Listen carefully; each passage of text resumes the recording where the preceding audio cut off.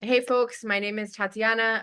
I'm a member of Left Voice, a professor, an adjunct professor at CUNY, and I'm really excited to be here talking with our comrade Milton from the international network of websites La Izquierda Diario, and a militant, a member of the League of Workers for Socialism in Venezuela, to talk a little bit about the situation going on in Venezuela right now.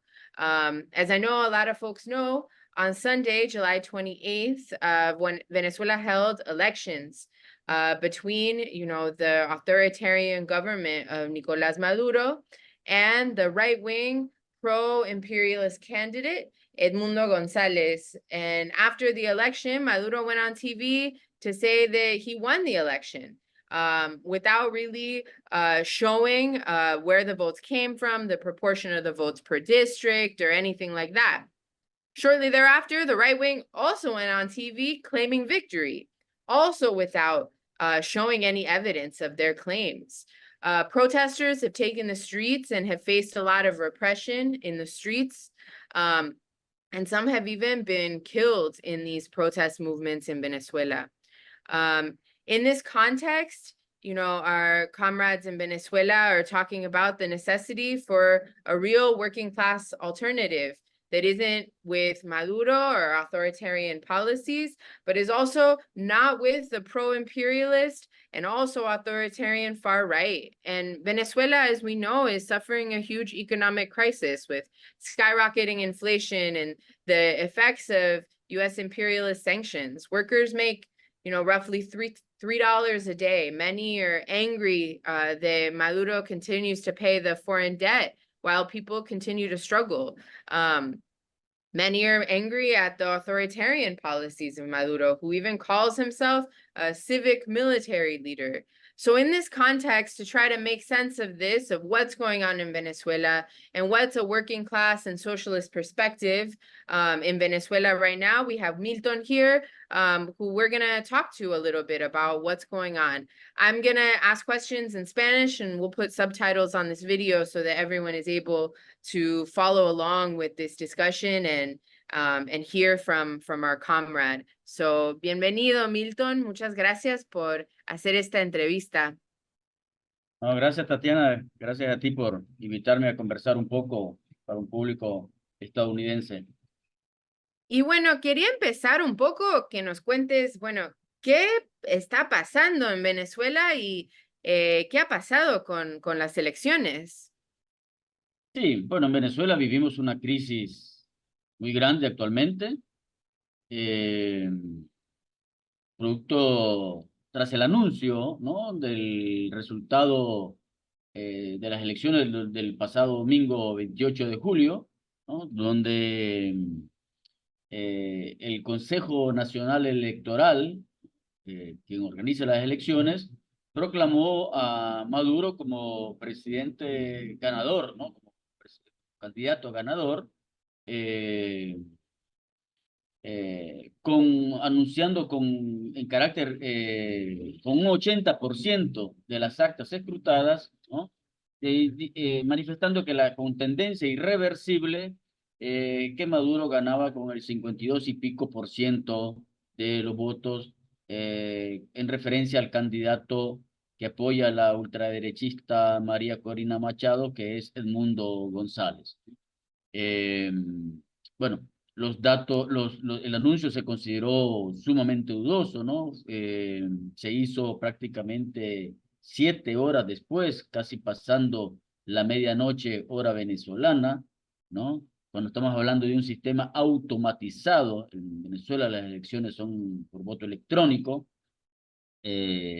por tanto la transmisión de datos es bastante automático, y tomando en cuenta que era una elección presidencial, ¿no? No había elecciones a diputados, de tantos cálculos, de tantos datos que había que emitir, y por tanto, bueno, se da en un marco en el cual se anuncian los resultados y no se dice el porcentaje de los otros candidatos, ¿no? Pasaron hasta la fecha de hoy, Los otros candidatos no saben qué porcentaje de votos han obtenido, solamente se sabe supuestamente el dato de Maduro y el dato de Edmundo González. Por tanto, se consideran datos poco creíbles, fraudulentos en ese sentido.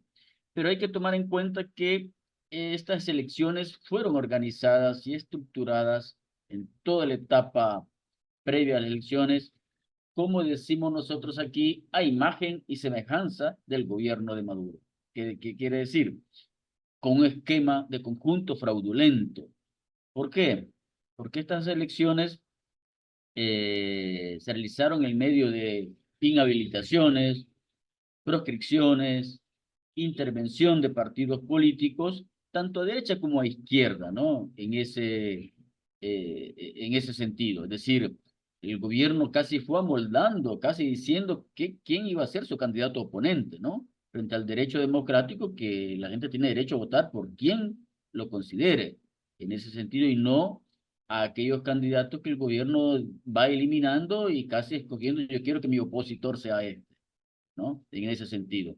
Esas inhabilitaciones, bueno, la principal, del lado opositor, y sobre todo cuando estoy hablando del lado opositor, me estoy refiriendo sobre todo en este caso del sector más de la derecha proimperialista, ¿no? En Venezuela. La principal referente de ellas ya había sido inhabilitada, que es María Corina Machado, que es la principal sobre el cual se cargó la campaña electoral realizada, ¿no? Estaba inhabilitada, no podía ser candidata, y sí, el gobierno, hay un segundo sustituto y el gobierno también la veta, no se entiende por qué a la segunda persona que propusieron, y terminan aceptando a Edmundo González, que era un candidato completamente desconocido, ¿no? Pero a estas elecciones, fuera de eso, a pesar de las inhabilitaciones, todos los candidatos de la oposición patronal, todos los representantes de los partidos patronales importantes tenían candidatos. El sector que salió más golpeado en este sistema de inhabilitar, proscribir e intervenir partidos fue todos aquellos sectores ubicados a la izquierda del gobierno de Maduro, ¿no? Y alguien se preguntará por qué, ¿no? Todos los sectores a izquierda. Porque justamente el gobierno buscó evitar que apareciera un sector, digamos, incluso de izquierda amplia, quiere decir, en ese sentido que apareciera como que le pudiera captar votos, ¿no? En ese sentido, 3 votos, ¿no? En ese punto y aparecer él solamente entre él polarizando con el candidato de la ultraderecha, no sé ese objetivo. Se inhabilitaron otros 8 candidatos de la oposición, todos patronales, pero en unos sectores llamados colaboracionistas, es decir, aquellos sectores opositores que de alguna u otra manera colaboran con el gobierno, pero desde la oposición, como sectores también de la oposición que por A o B motivos deciden lanzar candidatos propios, ¿no? Pero más alineados hacia estos otros sectores más de derecha. Pero tenían el objetivo fundamentalmente de restarle votos al candidato opositor. Ese tenía objetivo. Bueno, este es el diseño de las elecciones, ¿no? Eh, entonces, tuvimos a izquierda, y cuando digo izquierda estoy hablando ni siquiera sectores que se reivindican de la centro izquierda, del sectores progresistas, es decir, todos esos sectores, todos esos partidos estaban intervenidos y por supuesto proscripta lo que es la izquierda anticapitalista y que se reivindica socialista, ¿no? Proscripta. Por tanto, salvo que algunos de estos sectores apoyara a algunos de los candidatos patronales, no se pudo presentar candidato. Entonces, por eso decimos que el sector más golpeado en este sentido fue la izquierda en sentido amplio, ¿no? Que no pudo tener un candidato político, en cambio sí, los grandes partidos patronales y el gobierno tuvieron. Fue una contienda en ese sentido.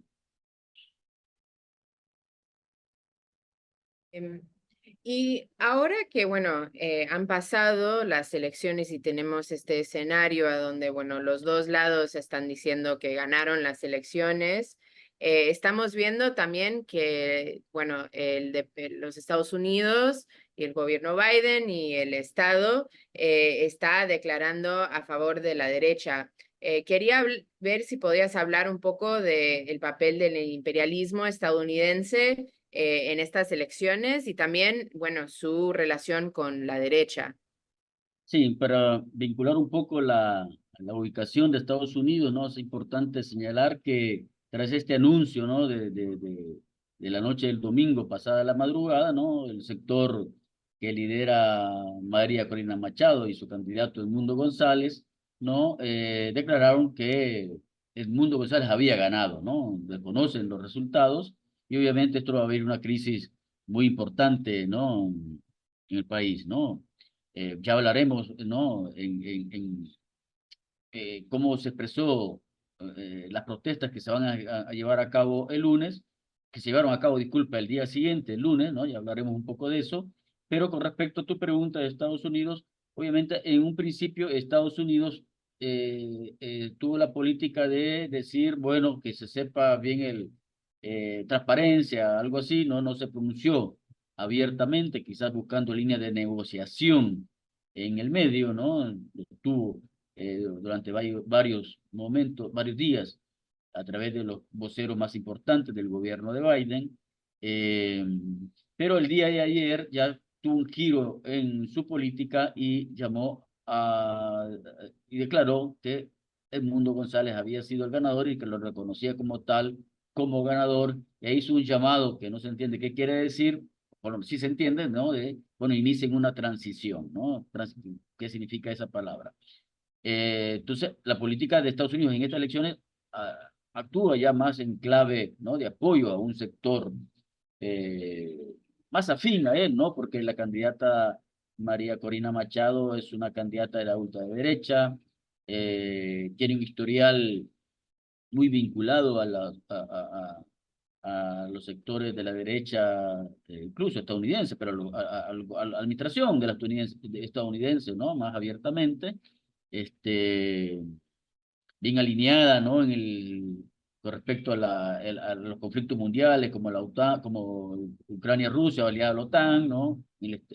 Ha declarado, ¿no? En momentos en que se lleva a cabo el genocidio en Palestina, ¿no? A favor del Estado de Israel, ¿no? Esa es la candidata María Corina Machado, ¿no? Bueno, y obviamente por eso es que Estados Unidos la apoya, ¿no? El historial de María Corina Machado es un historial golpista, digo, para que se sepa bastante, ¿no? No solo por los hechos recientes del 2019, sino incluso ya en el año 2002, cuando aún gobernaba Chávez, ¿no? Son sectores que llevaron a cabo un golpe de Estado, ¿no? Un golpe de Estado a un presidente, ¿no? Que había sido electo, ¿no? Se pintan de demócratas ahora, ¿no? Pero el historial golpista es terrible, porque en el 2002 le dan un golpe de Estado a un tipo que ganó mayoritariamente a las elecciones, ¿no? Es decir, fue electo por mayoría de votos, ¿no? Pero como le intentan dar un golpe de Estado, ¿no? Esta gente gobernó por apenas 36 horas que consiguen sacar a Chávez del gobierno y en ese momento, por ejemplo, disuelven la Asamblea Nacional, el Parlamento Nacional, que también había sido electo por voto normal y por poco tiempo de haber sido votado por los sectores, ¿no? Por voto popular, digamos, ¿no? Universal, lo disuelven automáticamente. Menciono esto para ver el talante antidemocrático de esta gente, ¿no? De María Corina Machado. Este es María Corina Machado, es el sector que durante la última embestida golpista, ¿no? Digo, para tomar los hechos más recientes, ¿no? Del 2019, eh, bueno, fue de las que estuvo apoyando a Guaidó, ¿no? Esa política, ¿no? Organizada desde el gobierno de Trump, en Venezuela, ¿no? Intentando montar un gobierno títere paralelo, ¿no? En el país, ¿no? Que se autoproclama. Bueno, este sector fue que apoyó, hizo llamados a la intervención militar a Venezuela, digo, para ver el talante democrático, ¿no? No hay nada más antidemocrático que llamar que una potencia imperialista ocupe tu país, ¿no? Apoyaron las sanciones económicas que se recrudecieron en esos momentos, ¿no? Sanciones que ya venían de agosto del 2017 y en el 2019 eh, abarca el sector petrolero, ¿no? Y otros sectores económicos del país. También apoyan algo increíble que es la confiscación de activos importantes de Venezuela extraterritoriales. Y en este caso estamos hablando de un activo muy importante como es la empresa Citgo en Estados Unidos, ¿no? Que tiene tres grandes refinerías, ¿no? Es una empresa de propiedad del Estado venezolano, tres grandes refinerías. Una de ellas es la sexta más importante de Estados Unidos en refinación de petróleo. Es confiscada plenamente, apoyan esa confiscación que en una situación normal, que un Estado te confisque una empresa de esa magnitud, valorada en 13.000 millones de dólares, que te la confisquen, es considerado un acto de guerra, ¿no? Bueno, ese es el talante de esta gente. Por eso es que Estados Unidos los apoya, ¿no? Por eso es que los reconoce ahora en ese sentido. Hay esa sintonía. Y bueno, por tu pregunta, sí, la intervención, digo, comienza a haber un cambio en la política madura y hay que ver qué dinámica puede tomar si pasa a una política mayor, ¿no? De intervencionismo o retomar sanciones, ¿no? Que terminen afectando al pueblo trabajador venezolano. Sí, y en ese marco quería, bueno, saber un poco de cuál ha sido nuestra posición como socialistas ante las elecciones. Hay muchas personas que se reivindican socialistas y que dicen que, bueno, por eso hay que apoyar a Maduro, bueno, en contra de esta derecha reaccionaria que dices. Y bueno, sé que no es su posición, entonces quería saber un poco, bueno, ¿cuál es tu posición en frente a las elecciones y hay alguna opción que representa a la clase trabajadora en estas elecciones?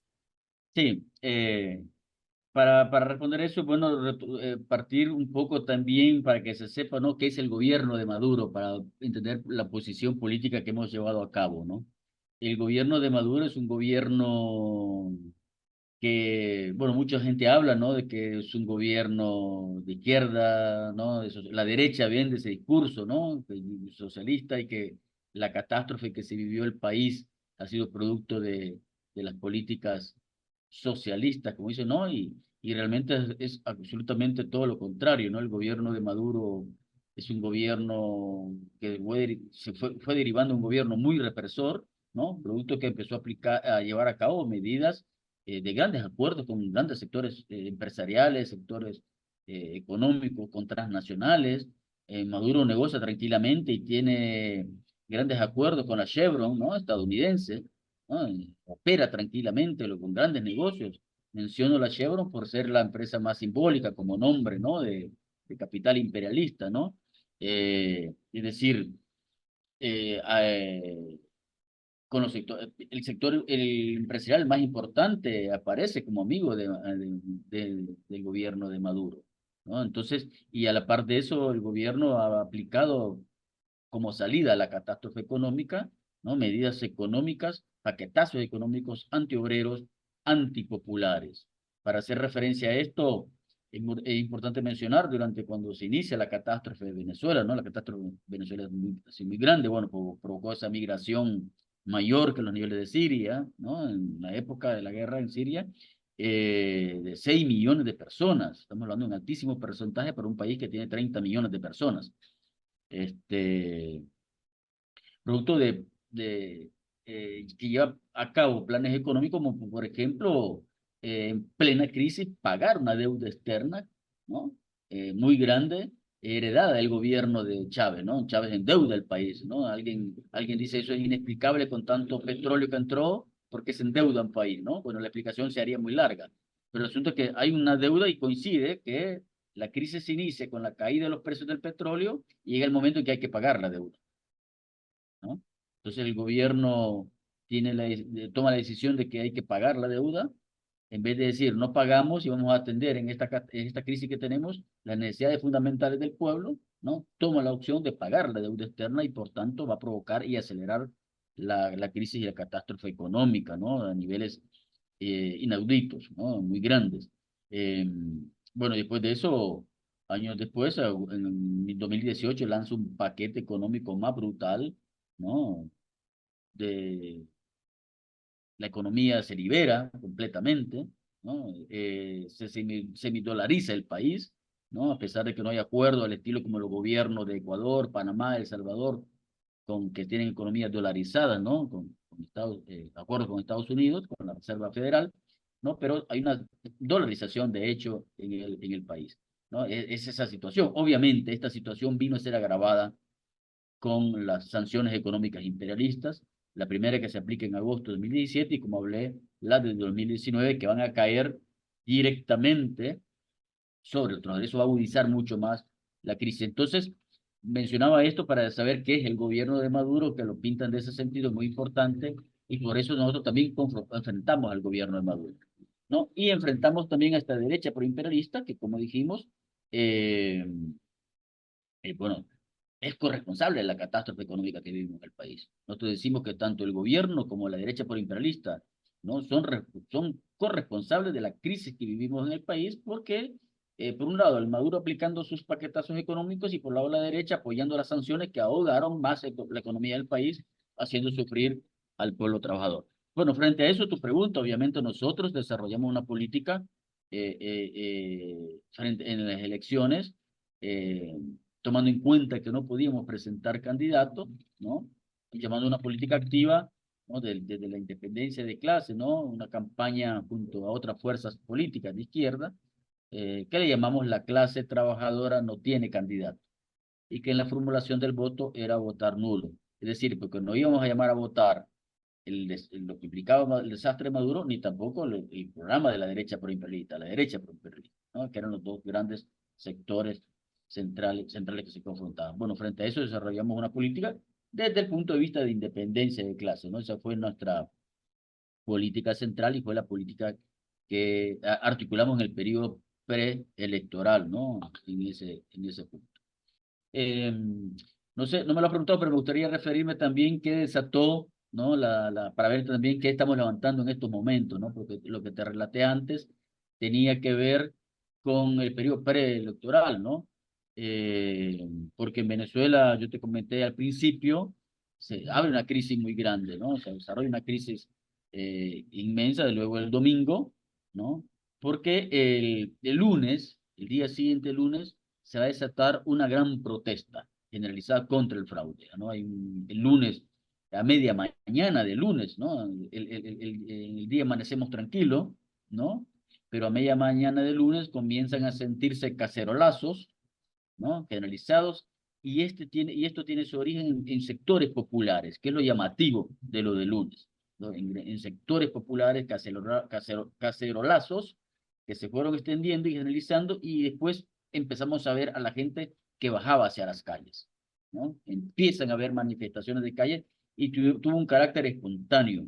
Pero es importante recalcar que esto nació en sectores, el origen tiene sectores populares, y obviamente esto se va a generalizar y se va a extender en el país, ¿no? Se extiende, se analiza en todo el país y obviamente después se van a incorporar sectores de la clase media, base tradicional de la derecha en ese punto. Vamos a tener un lunes muy en ese sentido, donde estos sectores fue lo novedoso, ¿no? Porque se combinó con ese activo de situación donde el salario mínimo en Venezuela es de $3 o $4 mensuales, mensuales, ¿no? Si en algunos países se pelea porque la hora se cobra de $10, $15, aquí estamos hablando al mes, ¿no? Eh, Obviamente hay un castigo, una situación producto de las políticas que te mencioné, de estos sectores populares, ¿no? En situación cada vez de mayores padecimientos, y obviamente, ¿no? Se motoriza a través del fraude y surge, y se generaliza esta situación en todo el país, y obviamente se incorporan sectores tradicionales que son base social también de la derecha, ¿no? Se suman eso. Pero esto es lo importante. Y es ¿Y cómo ha fundamental. reaccionado el gobierno de Maduro con estas movilizaciones? ¿Cómo reaccionó? Justamente, el gobierno de Maduro responde con una brutal represión, ¿no? El día lunes, ya a media tarde, ¿no? Porque como que lo agarró desprevenido, digamos, no se esperaba esta reacción de eso. Acostumbrado a que siempre se movilizaban los sectores de la derecha en sus regiones, era más o menos su costumbre, y para eso estaba organizado, pero no estaba preparado para que cerca de las puertas de su casa, digamos así, no cerca, porque el casa de gobierno está muy cerca, los sectores populares, este, se diera este fenómeno, que responde con una violencia inusitada, ¿no? Brutal durante todo el día, y después en la noche de la madrugada de lunes, ¿no? De lunes para el martes, en lugar de lunes para el martes, vamos a tener una dura represión también en los sectores populares. Por eso es que en la mañana del martes ya los sectores populares no salen, ¿no? Porque hay una brutal represión al día anterior y durante la mañana del martes hay contención, ¿no? Política de contención represiva, y en la noche del martes se desata una represión brutal que nosotros lo hemos difundido. Entonces responde con una represión muy grande el gobierno, ¿no? Por eso, hasta el día de hoy, ¿no? Digamos que el país está, entre comillas, calmo desde el punto de vista de manifestaciones de calle, pero ha sido producto de esta brutal represión, ¿no? Ha sido, bueno, nosotros hemos difundido lo más posible, ¿no? Esta situación y denunciado este aspecto. Bueno, y la última, bueno, pregunta que quería, bueno, para dejarnos un poco, es, bueno, que haces parte de la Liga de los Trabajadores por el Socialismo en Venezuela, y bueno, ¿qué están haciendo, pensando ahora? Y bueno, también, ¿qué palabras tienes para, bueno, nosotros aquí en Estados Unidos, especialmente, bueno, esta nueva juventud que está aquí luchando por Palestina, que también está mirando ansiosamente a qué está pasando en Venezuela? Bueno, esas dos cosas que nos puedes Sí, dar. en primer lugar, nosotros seguimos articulando la más amplia unidad de acción en estos momentos contra la represión, en estos momentos, ¿no? La represión brutal. Al mismo tiempo que planteamos también, como indiqué hace un momento, denunciar y no confiar en estos sectores de la derecha que intentan capitalizar este descontento, ¿no?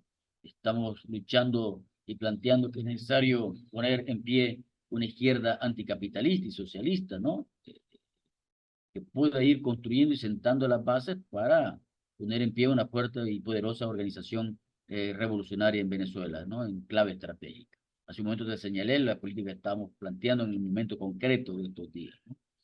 Y yo creo que, digamos, como hacia los países, ¿no? De poblaciones en las que viven las potencias imperialistas, ¿no? En primer lugar, obviamente la mayor solidaridad, ¿no? Con los trabajadores y denunciar, ¿no? Brutalmente la política del imperialismo, no solo lo que está llevando a cabo en estos días, sino denunciar abiertamente, históricamente la política de intervencionismo que ha tenido, ¿no? Creo que una de las cuestiones fundamentales que también que tiene que llevar a cabo es llamar a que se levanten todas las sanciones económicas contra Venezuela, ¿no? Que terminan golpeando al pueblo trabajador. Creo que eso es fundamental y obviamente contra todo tipo de injerencismo en el país que ha sido histórico en ese marco. Y desde ya, ¿no?